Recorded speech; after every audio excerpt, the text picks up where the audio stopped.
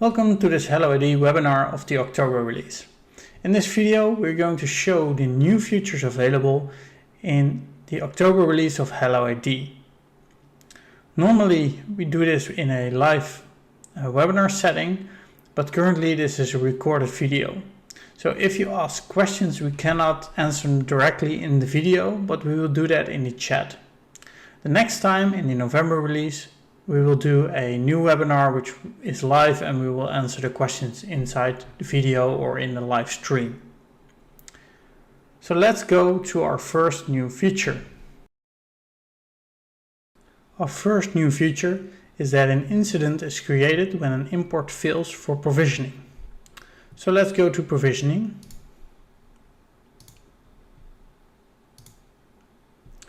And I'm going to my source system. And I'm going to make a change in here. So I'm going to system person script and I'm going to write an error. So my script fails and my import fails. I'm going to apply this. I'm going back to my source system. I'm going to start the import. And of course, as you can see, my import failed. And normally this is visible, of course, inside the provisioning. But if I'm going back to my dashboard, I will see here that an incident is created. So here you can see import failed for system flex pool.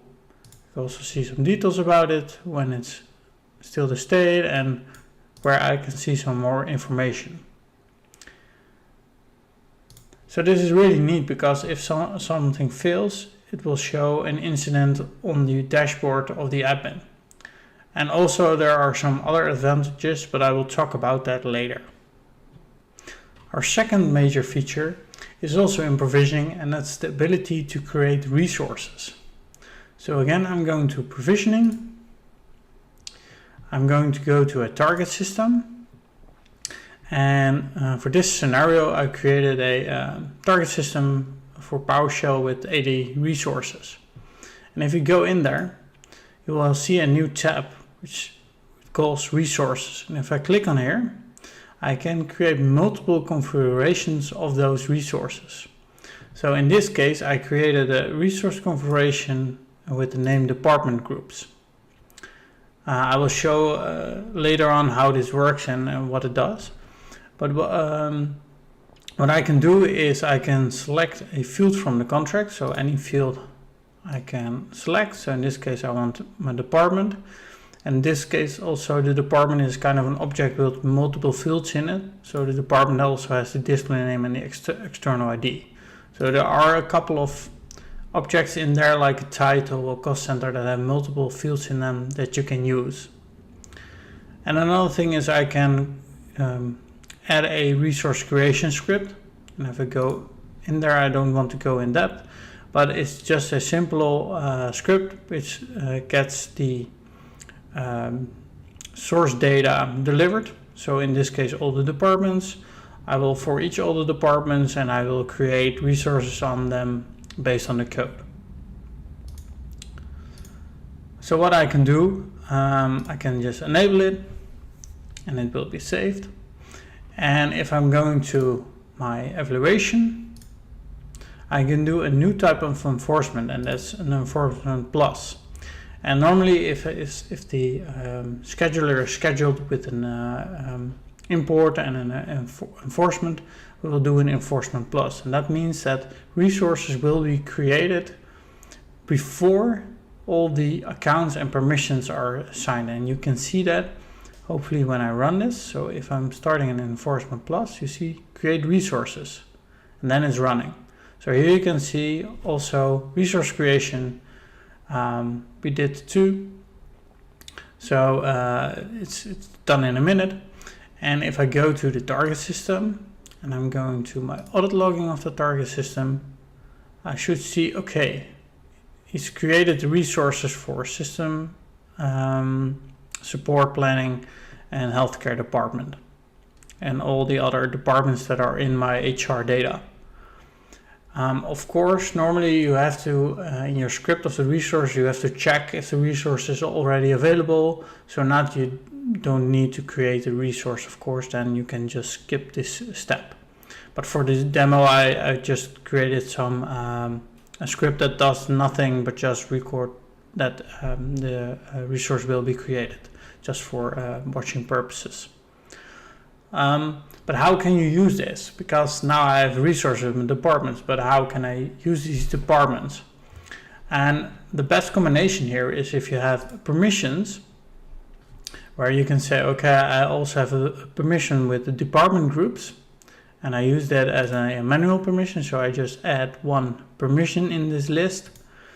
In this case, you can do separate script or one script, but in this case I just do one script where I will assign, based on the grant, update or revoke, subpermissions. And what I can do here, if I assign this in my rules, I can say, okay, this user needs to get all the departments that he has a contract for. So if I go to my rules, I just say here, let's say for everybody, the basic rule for everybody, I can add an entitlement here. I go to my system AD resource and I say permission department groups. And this means it's going to look at the contracts of that person and he's going to assign the groups for that. So in this case, the department groups of that contract. And it's really nice that because I created the target system and I checked on the resources, the department groups are created on the fly. And it's before all the entitlements are executed. So the account access, and the permission entitlements. So it's run before this. So that means that my group is already available before I try to make persons or users member of it. So in this case, I can just create the groups dynamically based on all the departments, and I can assign users on them based on the contracts with just one simple rule inside the business rule. Another situation we sometimes have is when your target system needs a department hierarchy or something like that, or all the departments created before you can create the user. So we also configure that case. So in this case, we have a top test target system. And what we have here is this creates a user that needs a budget holder and a department. And if I go to my resources, I created two configurations. That's also the reason why we can make multiple resource configurations. And here you see a budget holder and here you see departments. And in this case, the budget holder is a mapping on the cost center of the HR data.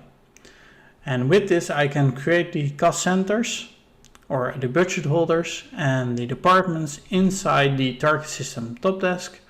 And after that, create the users with the account entitlement. So those are two different use cases you can use this in. The first one is more create the resources where you want to assign permissions on dynamically, like subpermissions. And the second one is I need these extra resources inside the target system to create my user, else I cannot create them. Because if there is no budget holder with that name, I cannot create the user, it will give an error. And of course we can handle that in the user creation, but this is a lot easier, and also it's more friendly in the create account scripts, because I can be sure that in my create account all the budget holders and the departments will be there in the target system, because I created them before I'm running the creation of accounts. So this is a real major step. As I said, you can click on every field of a contract. It's also possible to use custom fields. We do not have the option to select multiple fields currently, because we are a little bit hesitant about the performance, because this could be a long list and you have 10 minutes to run this whole script. So keep that in mind. So in these 10 minutes, all the departments need to be checked if they are in the target system or created or maybe even delete it, could also be the case. But keep that in mind. And also, if you run the preview will only work for 30 seconds, and then it will receive a timeout, and it will only receive the first 10 items of the source data. So there is a preview version available, but it will only receive 10 items, so not the full set of the source data, and you have a timeout of 30 seconds. And with the actual run, it's 10 minutes. If you want to see back what's created, go to the audit logs. There you can see which resources are created, and of course you can also see that in the reports where we have these actions available. So as I promised earlier, we're going back to the incidents. So of the import failure. So if I go back to the dashboard, you can see here that the import failed for system flex pool is the incident is still open and is active. And of course, it's nice that you can see it here, and you can also see it in the provisioning dashboard. But I think the nicest thing is if you go to your email and you configure it correctly, you will see that you receive an email that the incident is created and that there's something wrong. In this case, the import failed for system flex pool, which makes it really easy for a system administrator of HelloID to check if something is wrong. So we're going to do this more like a proactive rule where you don't have to go to the HelloID portal each day to check if everything is running correctly, especially in the case of provisioning, I think. If you want to go to how do you configure an email like this, you can go to the settings, to the company, and you will see the incidents, and you will see here the email. So in this case, I configure the admin@enjoy.org, which is the mailbox I just show to you. Also, you will get, of course, an email when the incident is closed. So if I fix the things, I will receive an email. But there's also another way, and that's also a new feature, and that's the webhook. And this one is really nice because I can configure an URL where if an incident opens or closes, we will send a message to a request, HTTP request. And with this, you will get all the information of the incident. So what you can do as an organization, so I think many organizations will have some kind of monitoring system as a system administrator. You can send these messages to that system with this. So then you don't have to use an email, but you can just use a webhook to send a HTTP request to the monitoring system. They will convert the system to one kind of a message in the monitoring system, and you can be alerted as a customer. Also, this can be really nice for partners because they can use this for multiple customers, of course, if they configure this. So they can see all the incidents over multiple customers, if of course the customer allows this to do.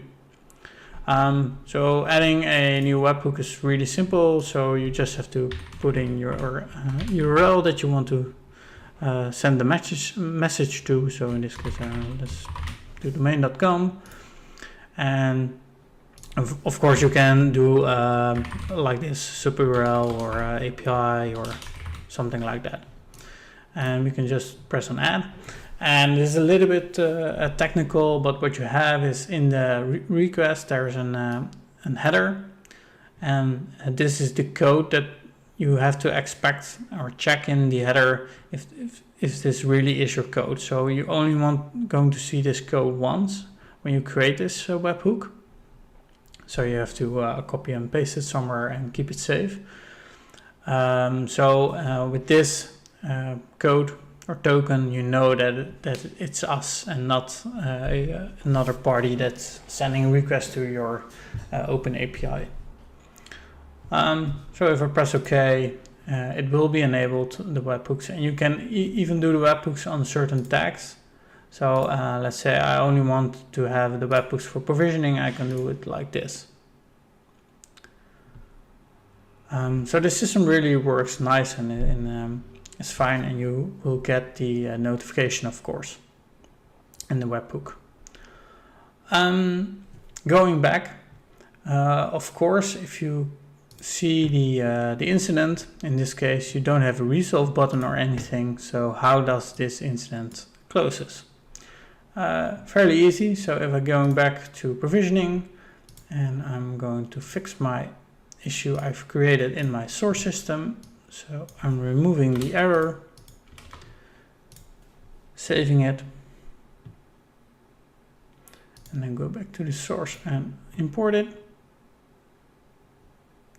You will see here it's successful, and if I go back to my dashboards of incidents, you will see the incident is removed.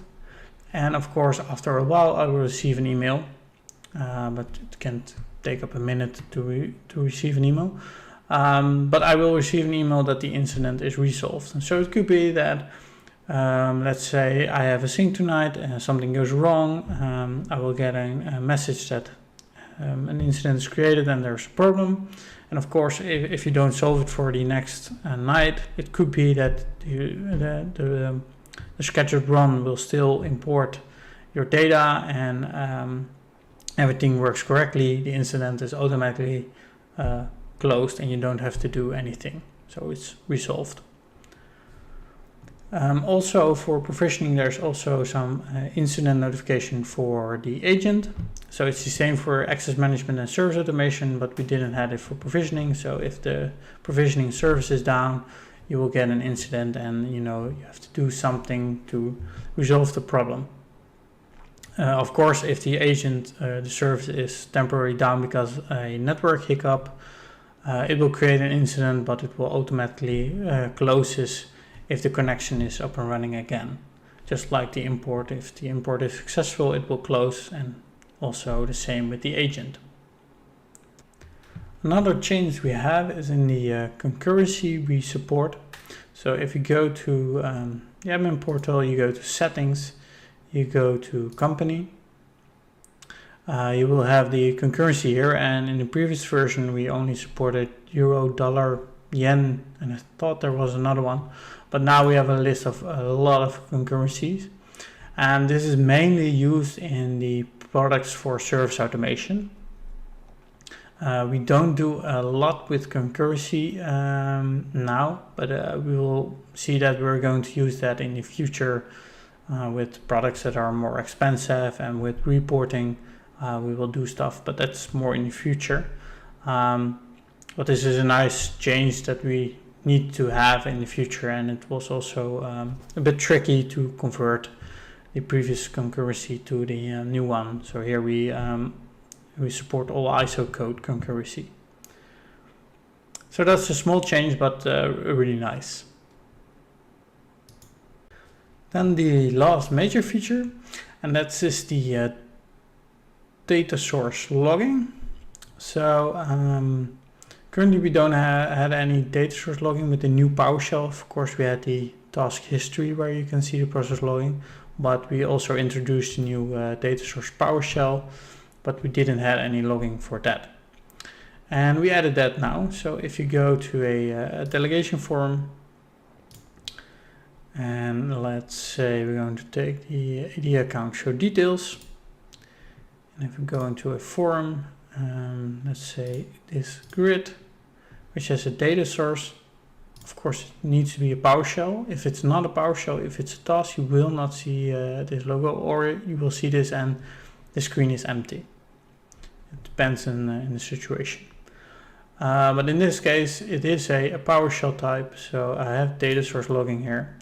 So now I can see all my data source logging of the runs of the data source, so getting data.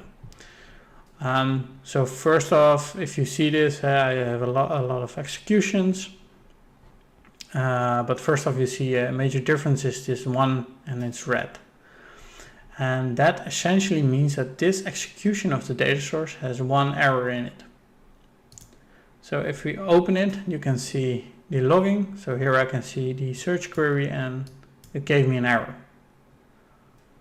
And although it gave me a result back, it still gave me an error. So maybe you want to have that as a system administrator to check on your data sources if sometimes you have errors on it. Of course, if there are multiple errors in it, this number will rise to to the amount of errors. So just by opening this, you can easily see if there are any errors in your current executions. The executions will be saved for 7 days because it's a lot of logging potentially in the script. So currently only support logging to up to 7 days. So you have to be careful with that. But of course you can still manage to do the same thing with the to see the form result and just copy the same data inside the form and just see how the data source is working then. But here, well, let's do a new form, and you can see that the execution will be here. So let's go to my service desk and go to the account show details screen, and let's search for my name. So here you see all the results. So those are 1, 2, 3, 4, 5, 6 results. And if I close this and I go back to the admin screen, I'm going back to the data source logging. I can see here, okay, still an error, but my search query is rig. And this is the search base I'm logging. So I know in which OU I'm searching for Active Directory, and the result count is 6, like I just counted. Of course, I only shown this error because I have changed the script. So if I remove the error, save the script, and do the same action again. So let's go to the ID account details. Let's search for something else. But let's search for cheered example. Oh, there's only one. But now I'm going to close this screen. And if I'm going back again to the data source logging, you see the error is gone, and it should be that, yeah, my search query is cheered and the result count is 1. So you can easily see here your executions. I think we support up to I think 1,000 on a single screen because there's no paging. But I could be wrong, it could be a 100, but that's enough because you don't want to scroll down that much inside the table. But you can just easily see the process logging of the data sources. So in the future, we're also going to put this in a more something we call like an activity log, which means that we will have a not a submission of the delegate form, but just an activity of the delegate form, and put all the logging of the data source, the form result, audit logging of a group that's created or something that is created by a delegate form in a single logging screen, so you can easily detect it, but that's more for the future. So we will move this gradually after a few releases, and maybe we leave this up here as well to easily see the data source logging for a single data source. At last, just to be sure that everything works, close anyway, I want to show you that we closed the incident of the import. So if I'm going back to my mail again, I'll see that the incident was resolved on the Android portal, and that means that the import failed for Systemplex is resolved. So now it's working correctly. So I did receive an email. I just have to wait a little bit before I'm retrieving the email. I think it's a 1 minute delay. Also good to mention for the incidents is that all the agents should be down, need to be down longer than 5 minutes before an incident is created. So if it's a small hiccup, we don't register it anymore. So thank you for watching. And if you have any questions, you can put it in the chat and somebody will respond. Else you can put it, of course, in the comments of the YouTube video, or just put it on the feedback item. So feedback.helloid.com. You can place your feedback of the software there. And if you're having any issues, you can contact support and they will help you. Again, thank you for watching, and till the next time.